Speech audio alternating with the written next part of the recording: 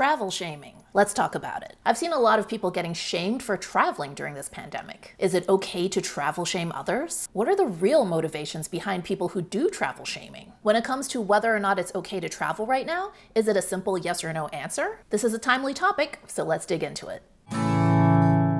Welcome back to Top Flight Family. My name is Carmen, and if you're new to our channel, we're all about helping parents save time, reduce hassle, and maximize comfort when traveling with kids. So if that sounds good to you, please subscribe, turn on notifications so you don't miss our next video. Also, we are transitioning our girls to homeschooling this year, and if you'd like to follow along on that journey, check out our homeschooling channel at Homeschool Wherever. So first, let's get something out of the way. There is absolutely no denying the fact that the reason COVID-19 became a global pandemic is because of travel. People were traveling from one country to the other, one side of the world to the other, carrying this virus without realizing it, thereby spreading it to all these new territories. And that really led us to the situation we're in today, so that cannot be denied. Now, for most of this year, it kind of feels like the entire world hit the pause button. Many of us have been spending most of our time sheltering in place at home, but in many parts of the world, in many parts of the country, especially here in New York, things are starting to open up, and with that, people are starting to travel. And reactions to that have not always been positive. So I was actually inspired to make this video because of something that my friend Michelle has been dealing with.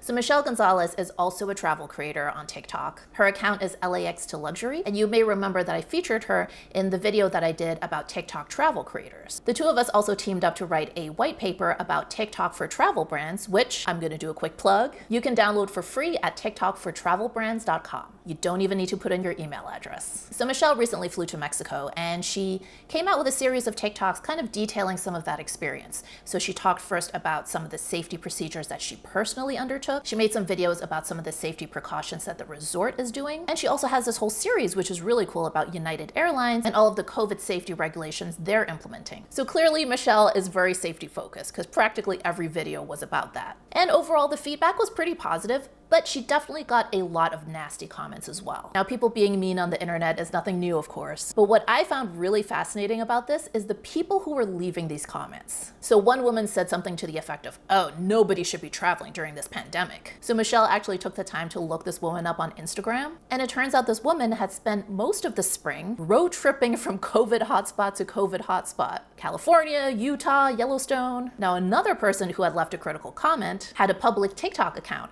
and Michelle was able to see on his TikToks that he posted publicly that he was just nonchalantly walking around coffee shops, getting coffee with no mask on, not trying to protect anybody else. Now, obviously these are just two people, but I do think that there's something interesting we can extrapolate from these examples. First, they're acting like COVID safety is the reason that they're travel shaming Michelle. But if you look at their actual behavior, it's pretty clear that COVID safety is not very high on their list of priorities. So clearly the real motivation behind travel shaming is something else completely. Could be envy, could be boredom, just overall a toxic personality. We'll never really know. Second, the coffee shop guy really drives home the fact to me that just because you're not traveling doesn't mean that you're being safe. There are so many people in this country who are not traveling, yet are engaging in extremely risky behavior that is potentially spreading this virus around even today. So please, if you ever get the urge to leave a comment travel shaming someone, take a moment to examine your own behavior first. Do you even have a leg to stand on? Are you really a poster child for COVID safety? And even if you think, yes, I am a poster child,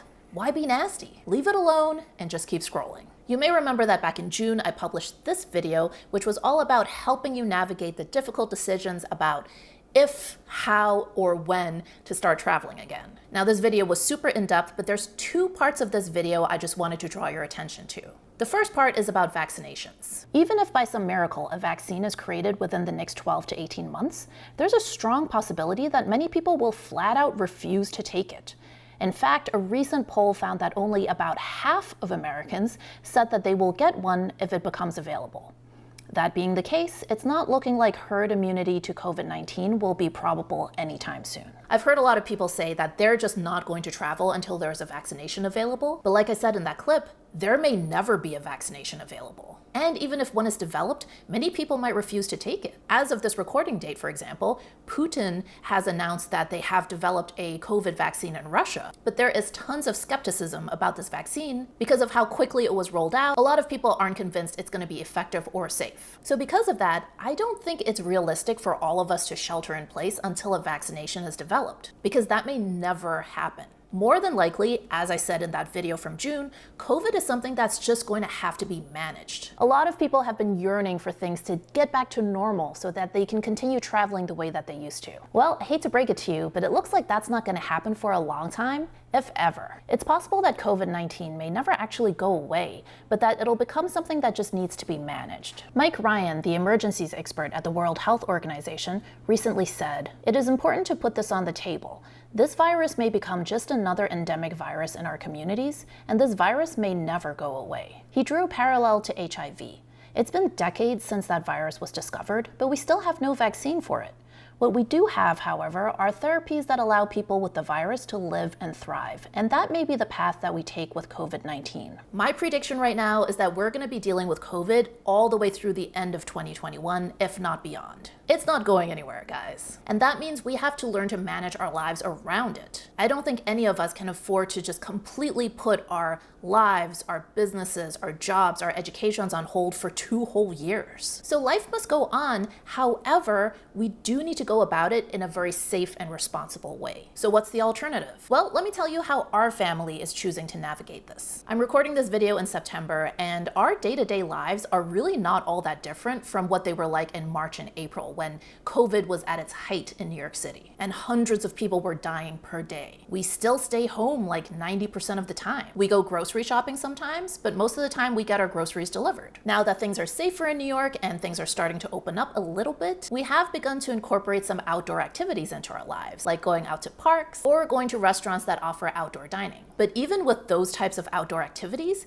we keep our masks on the whole time. We never get within 6 feet of anybody else, and we just don't hang out with people. It's pretty much always just the 4 of us. So with the phase that New York is in now, offices have reopened. So a couple of times a week, I'll go to work from my co-working space. Now, I actually rent a private office there, so there's nobody else in my space. And the building is still really empty because most people are still choosing to work from home, understandably. But even so, anytime I'm in the common areas like the kitchen or the bathroom, I always wear my mask, even though sometimes I don't see another soul. We have socialized with people a total of 3 times in the last 6 months. We had 1 outdoor lunch with Winnie, who's our photographer. We had 1 outdoor dinner with our girls' godparents and their daughter. And even though they only live 15 minutes away from us, we haven't seen Serge's parents in 6 months. His dad is 80-something years old, so we didn't want to take any chance of passing any kind of virus to him. So finally this week we went to see them, since things are feeling a lot safer in the city now. And even then, we stayed distanced and we kept our masks on the whole time. So that was our 3rd social occasion in 6 months. So that's what day-to-day life is like for us here in New York. Now let's talk about travel. So far we've done 1 trip and 2 staycations. And we basically follow the exact same safety procedures when we travel that we do at home, which is essentially to assume that everybody has coronavirus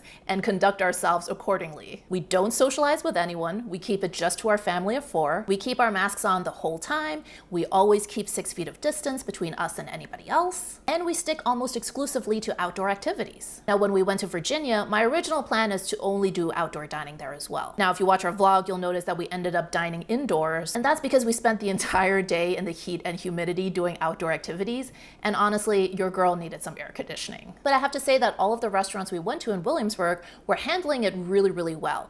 All of the tables were clearly distanced 6 feet apart. Many of the restaurants had switched to either single-use menus or they had QR codes that you could scan so you could read the menu on your own phone. And anytime we talked to the server, we would put our masks on, even if we had taken them off to eat. So overall, indoor dining even felt really, really safe. When we went to Virginia, we flew Delta, which is really leading the aviation industry in terms of COVID safety right now. And of course, when we got back home to New York, we quarantined for 2 weeks. So in my opinion, it is absolutely possible to travel in a safe and responsible way, simply by using the same COVID-safe common sense procedures you should be doing in your everyday life at home anyway. Now, I don't want this video to be misconstrued. I am absolutely not here to encourage anybody to travel right now. You should only do so if you feel confident that you can do it in a safe, responsible manner, safe not just to keep yourself safe, but also to keep others there safe. But I do think it's time for us to let go of some of these sweeping generalizations about travel. Generalizations like road trips are good, flying is bad. Listen, just about every airplane these days has hospital-grade HEPA filters that are able to filter out particles even smaller than the coronavirus. So if you're able to fly an airline that is reducing capacity and you keep your mask on throughout the whole flight as you're supposed to, flying can be pretty safe.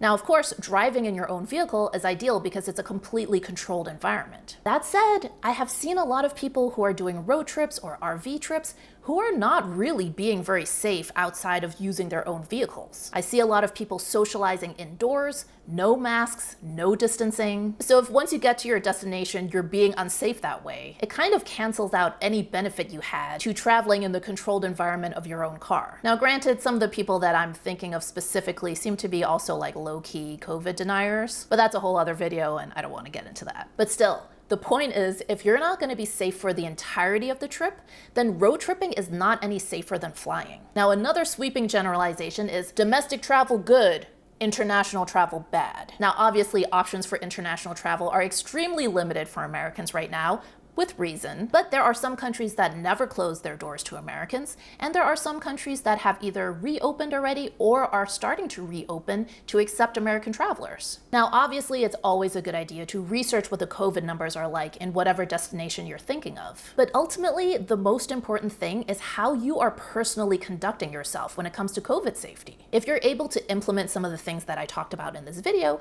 you're going to have a fairly safe experience. Now, one thing I will say is please, please, please respect the country's regulations. I'm in a few different Facebook groups about family travel, and in one of them, a woman posted about how her parents just went to Jamaica. And at first the post seemed fine. It was just talking about the resort and how things seemed really safe. But then she let it drop that even though, according to the country's regulations, her parents were supposed to stay at the resort and not go off-site at all in an effort to protect the local population, her parents decided one night to sneak out and go to Rick's Cafe to go cliff jumping. So if you do an international trip, please don't do this. Those regulations are in place because there are some countries, like Jamaica, whose economy almost entirely relies on tourism. So they're trying to open up their borders and get the tourism industry going again, but they're trying to find a way to balance economic development or business with keeping their local population safe. So if you are asked to stay on the resort, please stay on the resort. Don't go gallivanting all over the country. And speaking of that, I typically prefer trips where we actually go out and see things and see the country, but I will say that this is the perfect time to do resort vacations. Those lazy vacations where you never leave the resort, you never really get to see what that country or that island is about. That isn't ideal from like a travel experience perspective, but I actually think this is a great time